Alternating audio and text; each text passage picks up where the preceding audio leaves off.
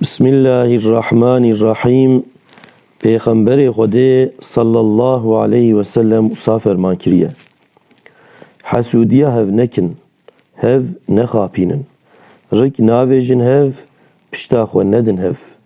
Ser bazariya xelqê bazarî nekin. Ey evdên Xwedê ji hev re bibin bira. Yê Müslüman birayê hevin. Neheqî heqaretî li hev nekin.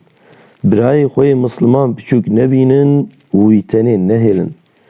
Piştî van gotinan Peyğəmberê Xwedê sallallahu aleyhi ve sellem destê xwe danî ser singê xwe û sê car got: Teqwa ha di virdê ye.